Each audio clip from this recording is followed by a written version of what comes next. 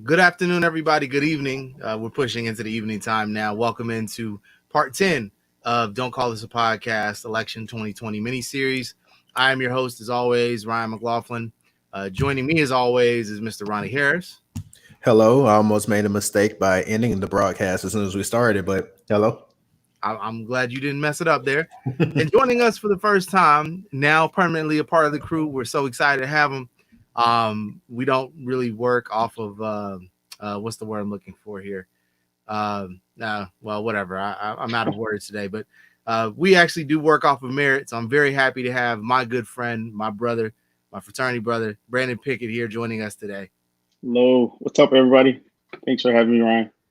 So, as always, just to lead things off, you can always keep in touch with what we got going on. Nepotism was the word I was looking for. That's a good word.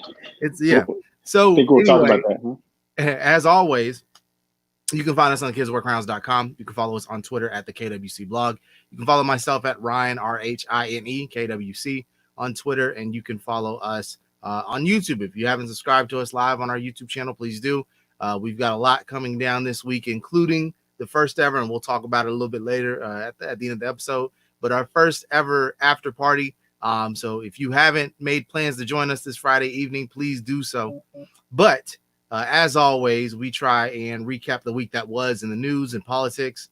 And so one of the reasons why we wanted to bring Brandon on here is because of his wealth of experience in politics.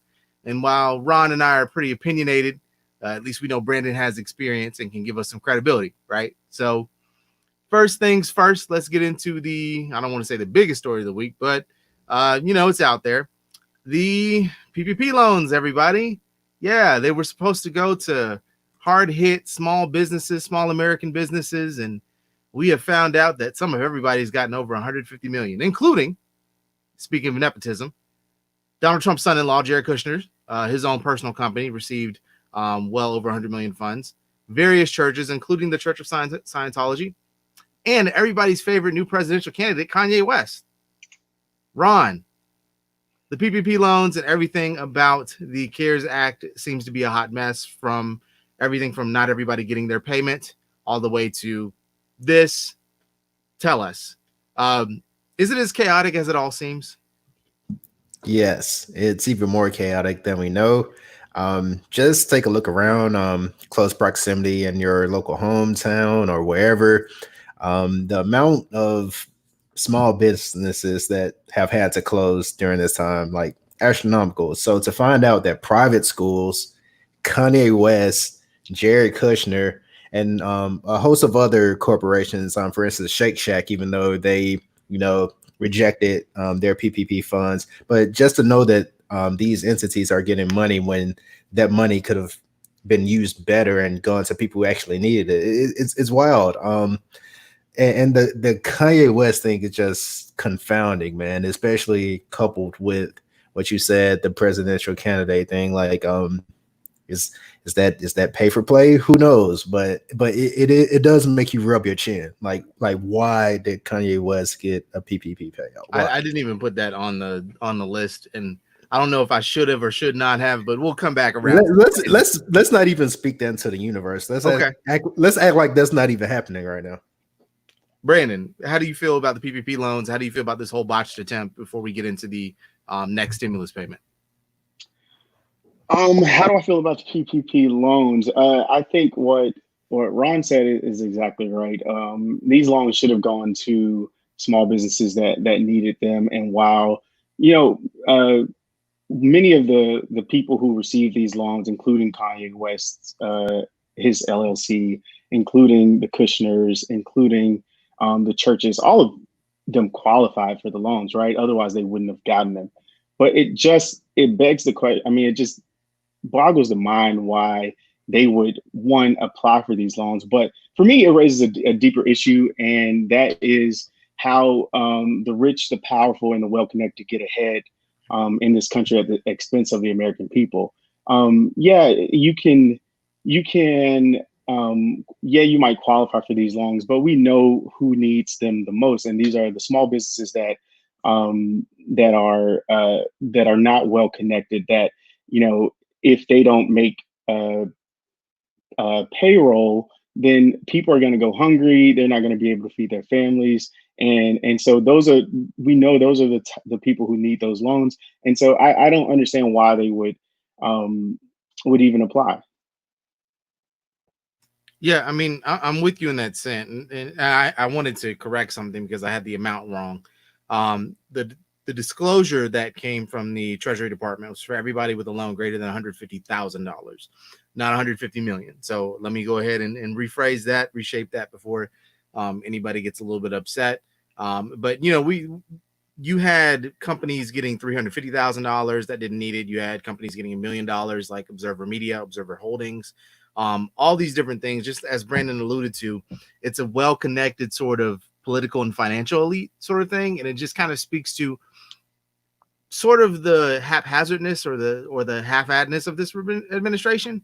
I was making a point earlier, and this kind of has to do with COVID, but one of the craziest and saddest things about this administration is that all of the ill wills and woes that people had about government, about how they thought it worked and how corrupt they thought it was, has come true through this administration, right? Like, people are not going to be trusting anything the FDA puts out, or anything the FDA approves as far as the vaccine is concerned, because he's tampered so much of, just kind of basic administrative decency, forcing the CDC to rewrite, their recommendations, all these little things. And I think that's what bothers me the most about what seems to be a little thing like a PPP loan, is that we can't do the basic things right, or we're corrupting the most basic things. So of course we're going to get this wrong. Of course, Jared Kushner is going to get a pile of it. Of course, Kanye West is going to see part of it. And like Ron said, we won't get into dignifying that joke of a campaign all the way down to his running mate. But fact of the matter is, it just kind of shows how inept this entire administration is at getting anything done. And it shows why Mnuchin didn't want to disclose who was getting what as far as the loans were concerned when he was first pressured. So anyway, we'll move forward. Speaking of stimulus, Republicans are starting to come around on a second stimulus package. The Senate turtle, Mitch McConnell, has made an announcement that he is actually in favor of looking into a stimulus option, primarily for low-income families. McConnell said that he wants to limit the new stimulus package to $1 trillion. So we're pretty sure that the student loan debt or student loan relief that Democrats want is not going to be on the table. But a lot of people are giving an artificial timeline for July 31st. Brandon, we'll start with you. Does that seem realistic in terms of getting something from the Senate, not necessarily anything passed, but getting any kind of legislation? In a word, no. You have to think that we are. So right now, Congress is on a 2 weeks recess, right? So when they come back in 2 weeks, the House has passed its version of the act called the HEROES Act. The Senate will take up legislation, so they'll begin talking about it, debating it, writing it when they come back from recess. It's going to take much longer than that, than the time period that they have available to get to July 31st, right? So what we also know is that we're getting down to the wire when it comes to election year politics. After Labor Day, all bets are off. We are at the election, and that's just not enough time. So to answer your question, just bluntly, no, I don't think we have enough time, and that's a scary thing to say. Because Right. people are really, I think so, because people are really in need. The American people, the stimulus check we got the first time didn't cover nearly as much as it should have, and people are still out of jobs. They're out of jobs, and this is, mind you, we haven't even seen the worst of the pandemic. Every day we're setting new records for the numbers of cases that we're seeing. We just today surpassed 3 million cases in the United States. And so the American people are in need, and their leaders need to do their jobs. Ron? Yeah, to follow what Brendan said here, that it's not going to happen. That they're currently on recess following the holidays. You have 2 weeks, which would I don't know the exact date, but that simply isn't enough time. That and especially going back to the Heroes Act, which was called Dead on Arrival. Okay, this could have happened. And plus, I've been saying this for like the past two episodes. Like, okay, like let's say a second stimulus package is passed, at what cost? Frankly, I don't like anything coming out of McConnell's mouth right now, especially the $40,000 limit. Like that is just absurd. And then, yeah, like you said, Ryan, the $1 trillion limit, which means we probably won't have protections. Well, aid for student loans there. So yeah, man. Like if if a second stimulus package is passed, it's going to be too little, too late, and once again, at what cost? But you also have to wonder, as y'all mentioned before, and that 1 trillion thing looms large, right? I mean, not only are you wanting to get payments out to the American people, but states are going to need assistance. Mhm. States are at the wits end of their budgets. They're exhausting their funds. You've also got an administration, we'll get here in a second, that is trying to force everybody to go back to school. Well, if states don't have the money, and that means the districts don't have the money, so that means schools are being underfunded, and you're trying to make everybody go back to school when we don't have the equipment to ensure that they're safe. So what happens from there? I think one of the things, and Brandon, you may be able to kind of speak to this. I don't know what kind of pressure Democrats can put on the Senate. I honestly feel like they could have done a little bit more in terms of with what the Heroes Act offered, really getting out in front of the media continuously and saying, we've got this bill in Congress. We've got this sitting, that they've told us is dead on arrival. Here's what it would have provided, so that when the time does come, and now that McConnell is flipping his ideas or flipping what he wants to do, the feet can be held to the fire. 2 weeks, maybe a 2-week timeline works a little bit better if he's been pressured. But right now, he really hasn't been, and he doesn't seem to care. Well, that's no surprise. But I don't know. Brandon and Ron, do you think there's anything the Democrats could have done or could do now to hold the feet to the fire of Senate Republicans? I don't know that there's anything the Democrats can do more than so what I would say, though, is remember that the Federal Reserve has signaled that the unemployment is expected to remain high through the end of the year. And I think that'll be the pressure that McConnell needs. McConnell is, for as much of a, I don't know what to call him, for lack of a better word, he's not dumb, right? Like he knows what needs to be done. He just plays politics when it's and he does it pretty well. But I think with unemployment remaining so high, especially during an election year, he is trying to keep control of the Senate.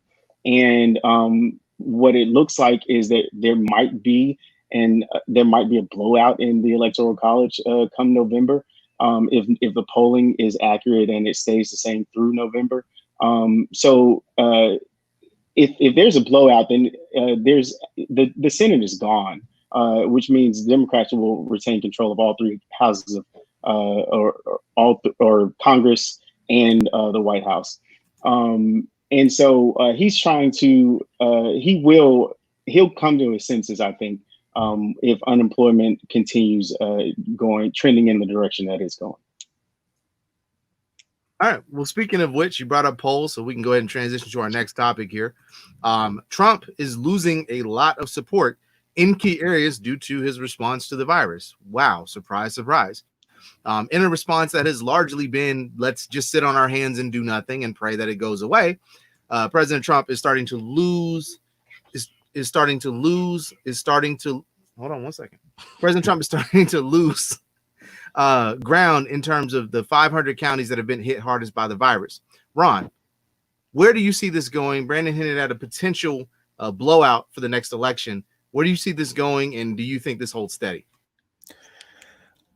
As far as what happens in the national election, well, the presidential election, excuse me, I do think there would be a minor shift in those states, but I think the largest area affected will be those local elections and those state elections. Like a lot of people are now looking at their mayor, a lot of people are now looking at their governor, looking at them funny as well. Because no matter where you fall on the spectrum, left or right, there's no way you're happy with Ron DeSantis right now. So, so I definitely think that's going to be the greatest area effect. I do think we will see a larger change in these smaller local elections, but hopefully that does bode well on the national level as well.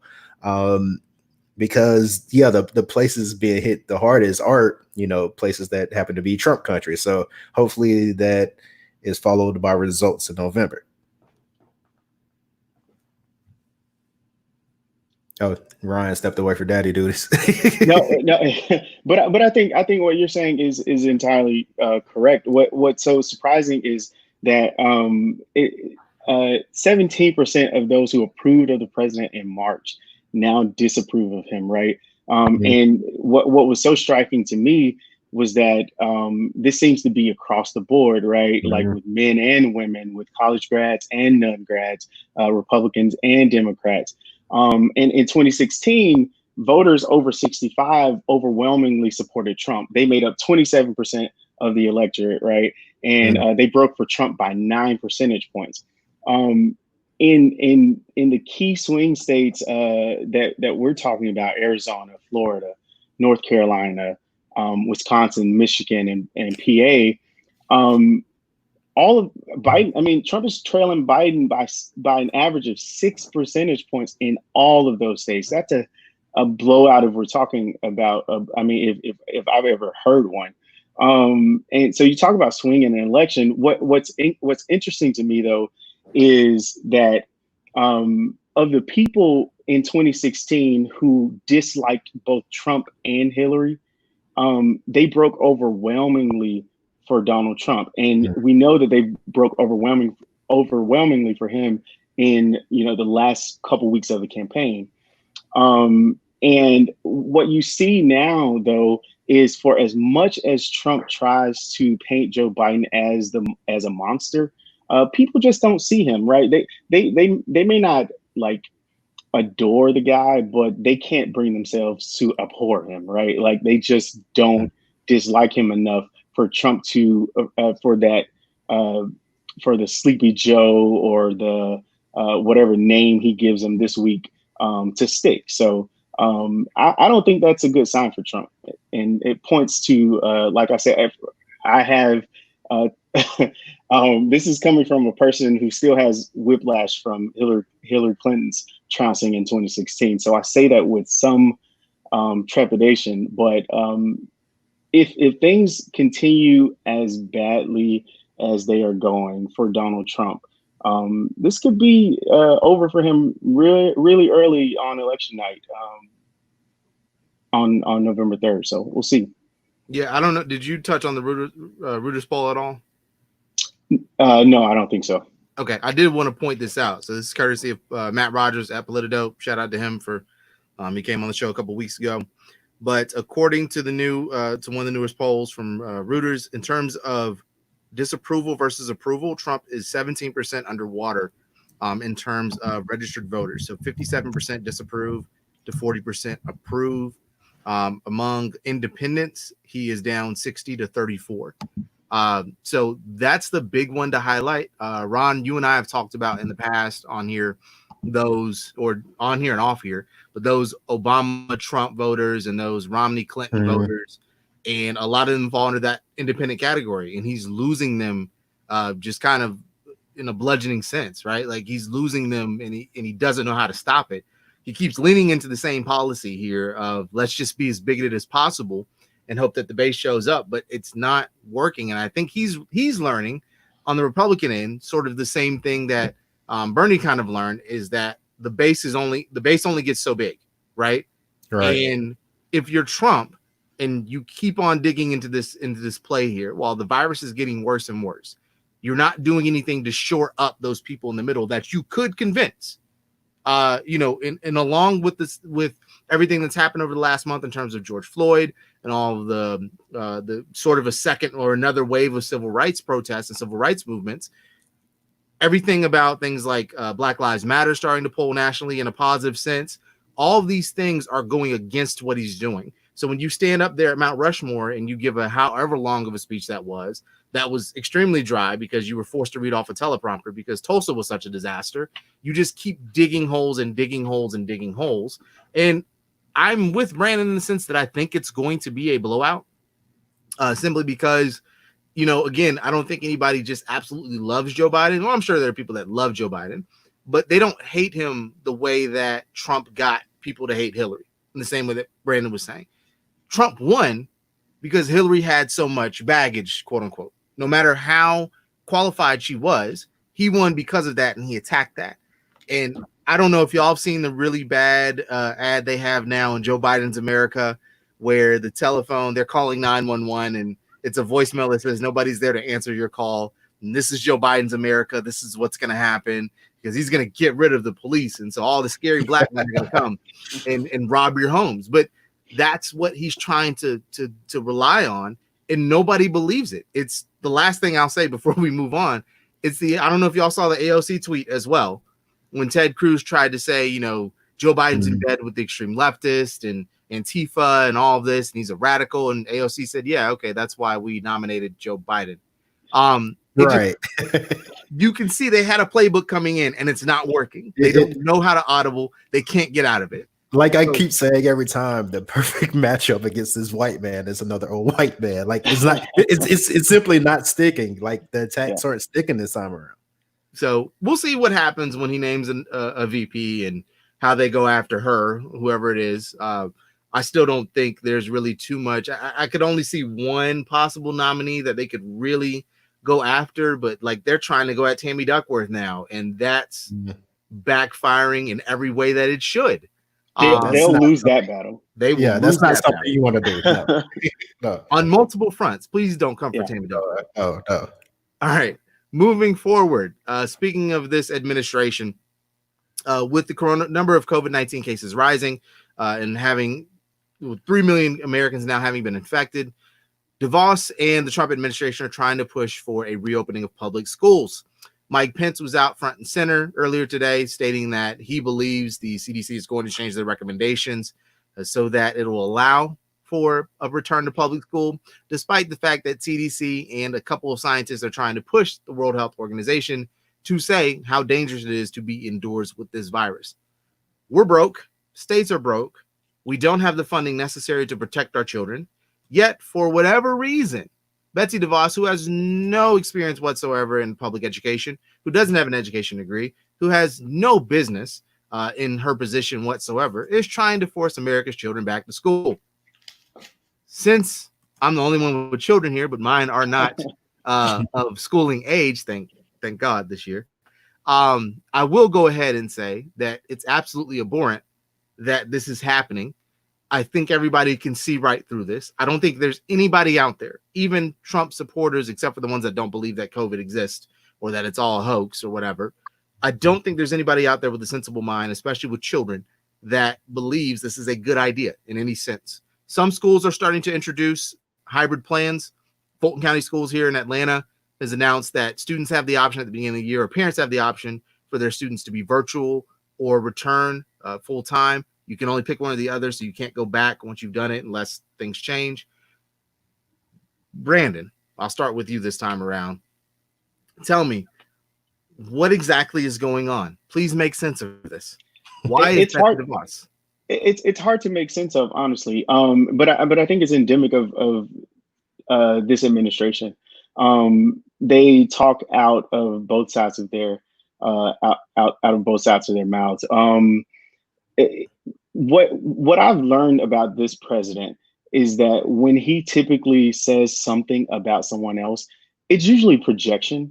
It's usually what he's saying Joe Biden and the Democrats are wanting to keep schools closed because it'll help them politically.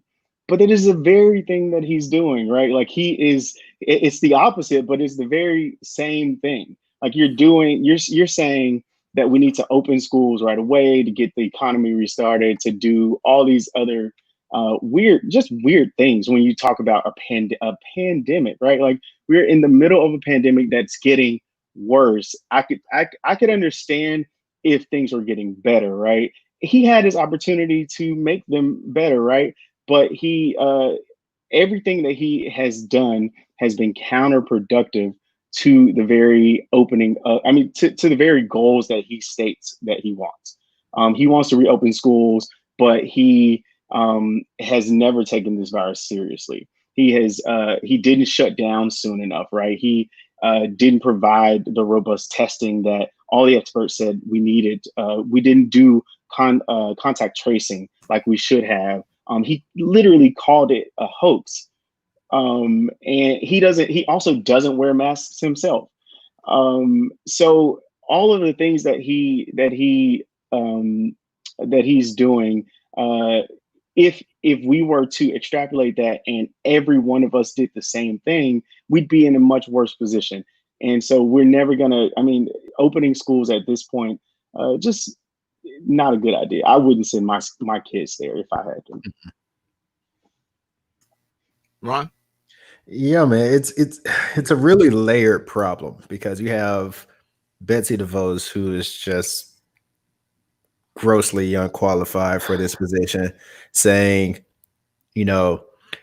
first of all, don't make this political, send your kids back to school. And also the thing that just infuriates me, if you wanted to do, like, I'm paraphrasing here, but she was like, if you wanted to do hybrid or online learning, you had the time to do so. How when, and not to give away my profession, but how when I see little kids having to do homework on their parents' phone, how? So like I keep saying all the time, like I jokingly say it in a group, like coronavirus has highlighted all the flaws in our system, and education is the largest one. One thing we aren't considering is, okay, right before we send our kids to school, the teachers send out supply lists. Guess what's typically on that supply list? Cleaning supplies. But we're in the middle of a pandemic, which means, like, these are the things this administration simply doesn't think about. And we're just going to send our kids to the slaughter now and back into school. It's insane. And out of everything they've done recently, this is the one time where I'm like, I haven't felt this way since Sandy Hook, basically. Like, why are we even considering this?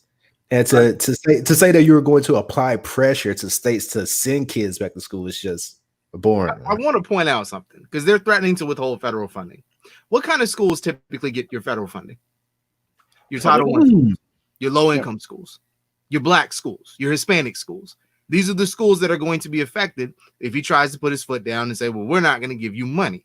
So again, it all boils back to systemic issues. It all boils back to having a bigoted and racist administration, whether they do it knowingly or unknowingly, because I would be willing to bet that these fools don't know that that's where most of the public money goes, or most of the federal money to education goes. So again, it's back to what Brandon was saying. They do this to themselves. If they would have sat here in February, Trump could have won re-election. If he said in February, hey, this is a thing that could be happening. Look, everybody, wear a mask. Y'all stay home for 3-4 weeks. We're going to come up with a plan to, anybody competent would have said, we're going to come up with a plan so that when the 3 or 4 weeks is over, you'll have your money, but everybody can safely integrate back in society. We're going to have a plan for masks. We're going to supply the states with what they need. We're going to do all these different things to get through this, so that we're all laughing about the 2 or 3 weeks that we had in March where we had to stay home, or February or April when we had to stay home. But he didn't. He ignored this in December. We have reports that say he was told this in December. He did nothing. Entire playbook, he threw it out. February comes, it starts getting hot. He decides, oh, well, we're not going to say anything about it because I care more about the stock. I don't want the stock market to crash off of the fear of this happening. Well, look what you've done now. Like, look at what you've done full term. You have ruined the economy, which was your chance at re-election. You have stifled this out for longer. So not only did you ruin your chance at re-election, you've solidified it being the worst president, not just in modern history, but probably of all time. When we start looking at how things developed, it's just mind-boggling to me that on top of this, now we're going to send our kids back to school. We're going to get them sick. And if we don't get them sick, we're going to get their parents and their grandparents sick. It just doesn't make sense. In all of this, we've been able to, at least to some degree, be able to shield ourselves, right? We've been able to, if our jobs allow us to work from home, we've worked from home. If our jobs transition us back into the office, Ron, you have the famous photo of in our group me where you're just behind a wall of glass or a wall of plastic and nobody can get to you. And that's cool. That's good. Like those are the things that we need if we're going to return to work. But we needed that 3 months ago and we haven't got it. We haven't gotten the support from the federal government. He's failed at every turn. Betsy DeVos is probably, out of everybody that I dislike in this administration, she is number one. And a lot of that has to do with my background, but she is number one. And it's problems like this that she exasperates and that Trump exasperates, where they don't know the harm they're causing and they don't care because they're trying to make themselves look good on paper. You know something, Ryan? You said something that I don't know is that I would agree with. He said, I mean, you said that Trump doesn't. I mean, he doesn't care or so. I mean, no, I don't think you said care. Regardless, my point is this: the guy knows what he's doing. He just only cares about himself, right? And so when he looks at a problem or situation or a crisis, he sees, how can I help Donald Trump? How can I help Donald Trump win re-election? How can I help Donald Trump, the Trump business, get the most money, profit the most? How can I help Donald Trump? So he has a one-track mind. And that's the danger of I think, his presidency in general, because he only cares about himself. He only thinks about himself. And that should be a lesson to all of us as Americans in general, when we are choosing who will lead this country and essentially the free world, that we can't be selfish in our choice. And I think that's what his presidency represents, just the selfishness. I think that's a fair point. I do. I can't wait for it to be over. Praying every day that it's going to be over in 4 months. I know for sure we can't survive another 4 years of Donald Trump. We absolutely can't. We cannot. I don't think it's exaggeration to say that. For one, we've already lost our place in the world stage, but it's gone. Like it's gone. If he wins again, it's not coming back for a long time. So I don't know.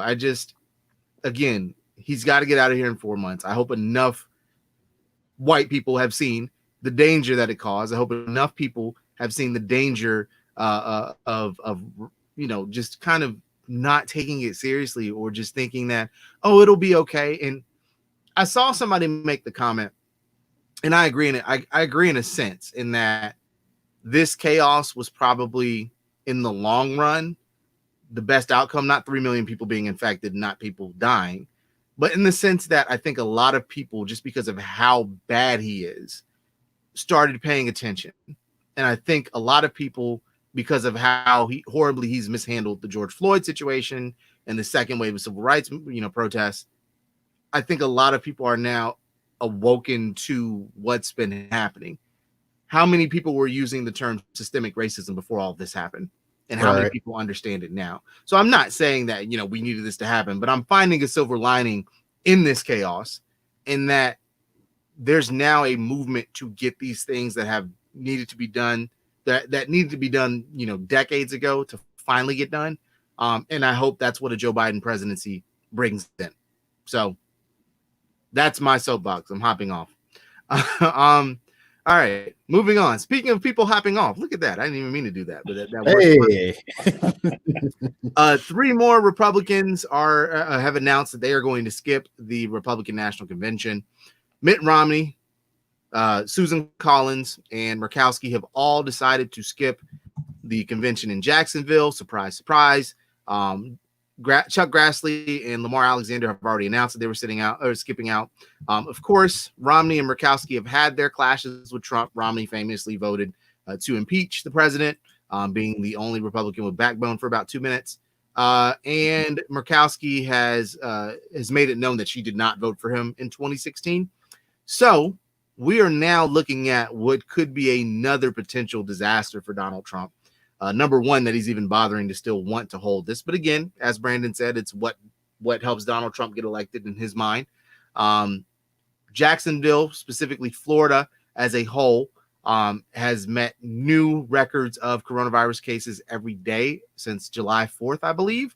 So it is not getting any better. And it likely, it likely won't get any better by the time they have their convention. It's supposed to be next month, right? Is it August? I think. Okay, I'll have to pull that up. It was, I think, unless they've moved it, I think it is still August. Yeah. So, Ron, we'll start with you. We already had a mess in Tulsa where 6,000 people showed up. Yay, it was nice. And he rambled on forever and ever.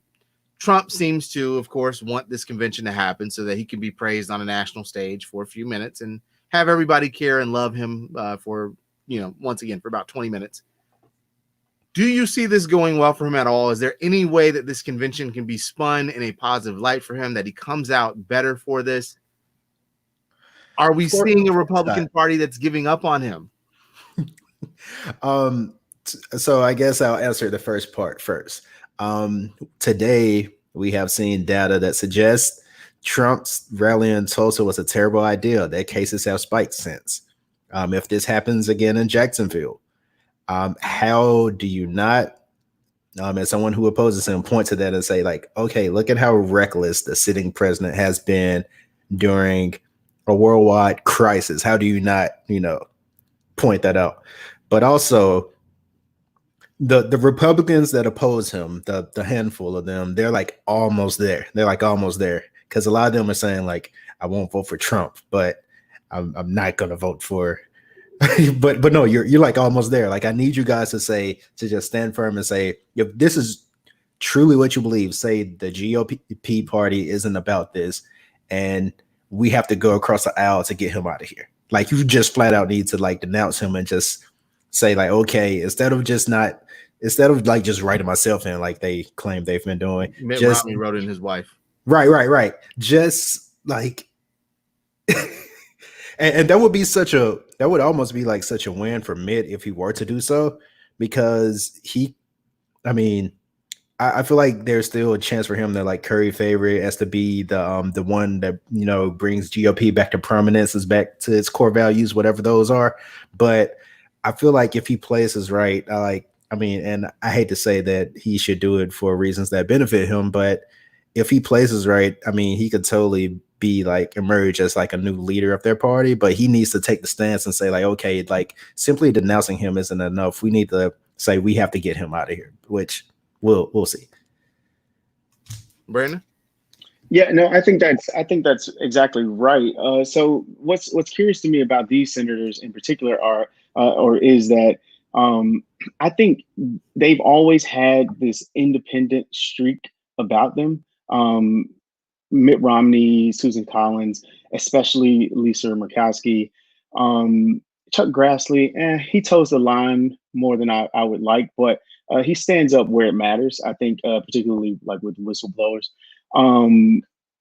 But I think what Ron said is exactly right. Mitt Romney, and I think, well, one, we have to acknowledge that Susan Collins is up for re-election.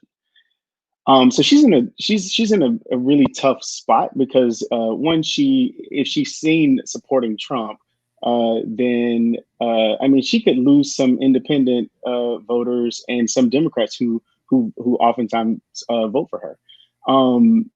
But I think the larger point Ron was making is right, that these people can be, and I think are becoming, the voice of the new Republican Party, of the I should say not new, but of the post-Trump Republican Party. And if they play their cards right, I think they'll come out not just on top politically, but I think history will look kindly upon them for standing up for their values. But again, to another point Ron made, none of this matters to me if you're not going to forcefully repudiate Donald Trump in the strongest sense of the word, which is why and not to get off on a tangent, but I also think that this election must be a blowout, right? If we are to salvage the American experiment, that this election must repudiate Donald Trump, and not just Donald Trump, but every single Republican who stood beside him for years when they knew better. And so I think this has to be a blowout.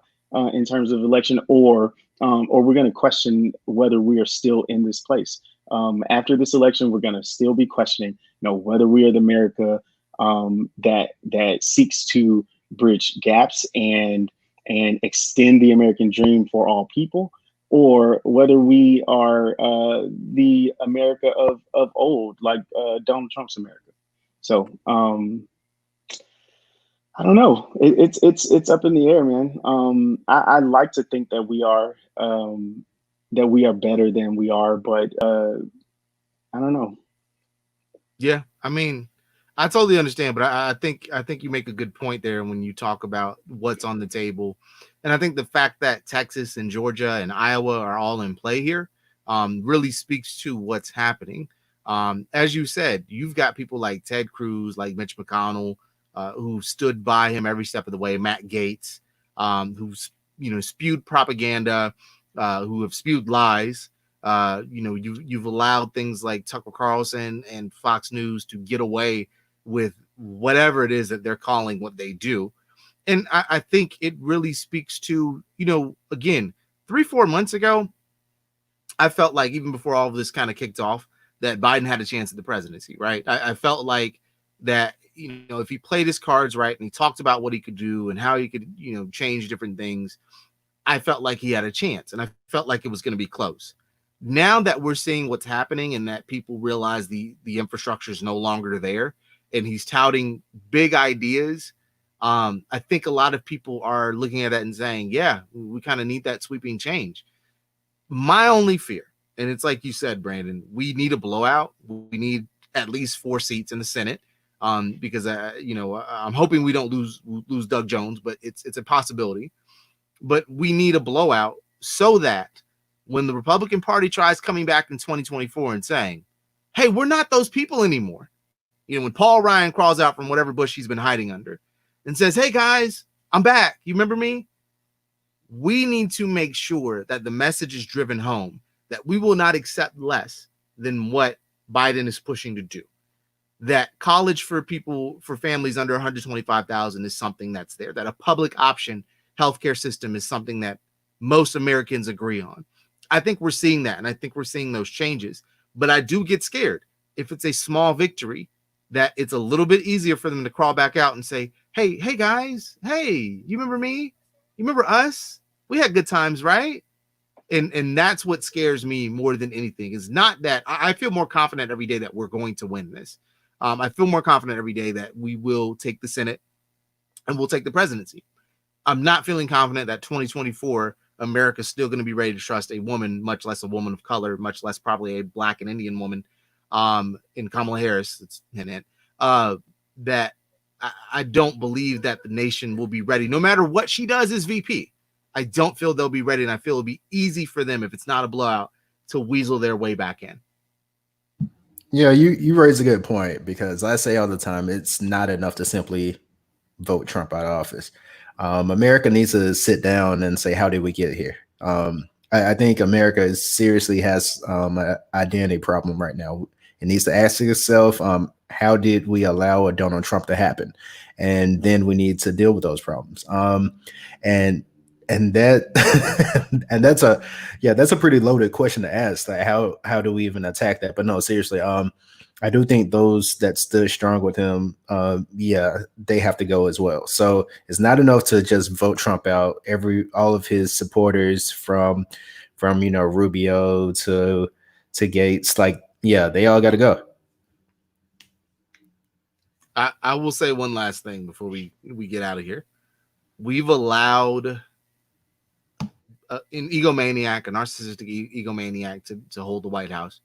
We've allowed, through his holding of the White House, conspiracy to rule the day.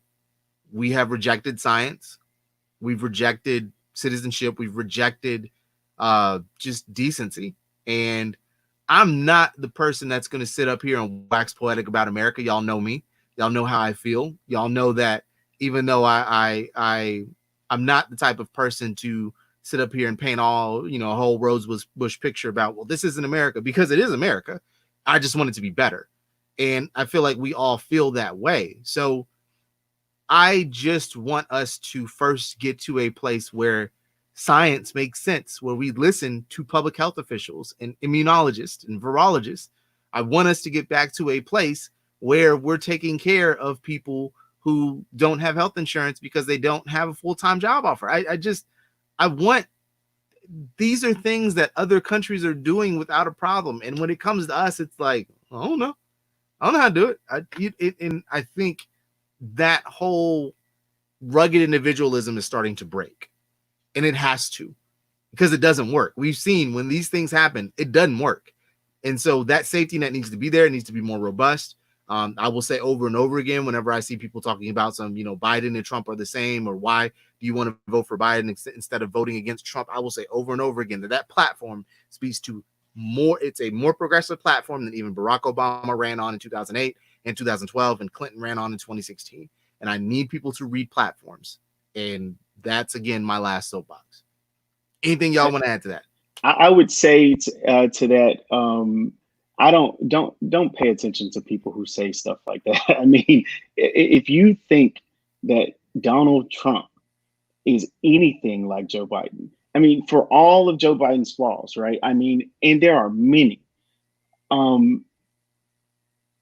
that they don't amount to a scintilla of what Donald Trump is. I mean, you talk about a president who has denied, not just denied the truth, but literally lied to the American people over, I don't even know what the number is at this point. I know it's like 18,000 lies. I mean, come on. No, seriously, from day one he lied. From day one. From day one, it's mind blowing. I mean, that we would be here, and that what's so scary about that is that it just erodes trust in, the American people's trust in their government. And it's a very dangerous place to be in. And we're seeing the effects of that right now with the pandemic, when you politicize things like mask wearing, right? If the government says wear masks because it's going to protect other people from contracting a virus, that is a public health issue. They have every right to issue such warnings and directives, right? People don't believe that simply because their president said it, and that is a powerful place for him to be in. It's too powerful a place for a man as little as Donald Trump to be in. All right, that's our show today. I want to thank Brandon for coming through and co-hosting for the first time. Hopefully he sticks around and we didn't run him off. No, not at all. I want to thank Ron, of course, for co-hosting as well, and also running all of the captions at the bottom, making sure that you know what's going on the show as we go. Please, please, please make sure you subscribe to the website, thekidswearcrowns.com. Make sure you subscribe to our YouTube. If you're not on YouTube right now, go to our website. It'll be pinned on the page. I promise I'm going to do that sometime today. And then also make sure that you visit us on Friday. So we are going to have our Politics as Usual, which is a non-political podcast that will be hosted by Ron and AJ. And Fee's going to be on there too, right? AJ's Fee's on there. Yeah. Okay. So the three of them will be on there along with our good buddy Joe Code. They're going to talk about 2008, which was a monumental year for hip hop. But then also right after that, make sure you join us for After Party at Club Quarantine. We will be live playing a celebration of 90s music, just kind of all relaxing, taking a drink, laughing about good times and reminiscing. So join us. If you don't have anything to do on Friday night, then click on the link and join us. I'm trying to think if there's anything I'm missing here, Ron. Anything I need to plug? No, you don't, babe. Give me just 1 second. Okay. Just want to show the screen. So if you are watching right now, click on our YouTube page and set that reminder. That's how you receive notification that we've gone live. So after our show, we'll come in with the after party. So just stay tuned for that. Yeah, it's on Facebook. So go to the Kids Wear Crowns on Facebook, which I think the direct link, if you don't want to search for it, is facebook.com/the Kids Wear Crowns. So go there, check us out, like the page, and then you will actually see the event when you go on the page. So it's posted up there. We're promoting it. We've got a good amount of people who said they're coming. So, hopefully it actually shakes out well. But Brandon, anything you want to plug before you get out of here? Nope. I think you've done enough plugging. All right. Follow us on Twitter at the KWC blog. Follow me at Ryan, RHINE, KWC. We are out of here. We will see y'all next time. Peace.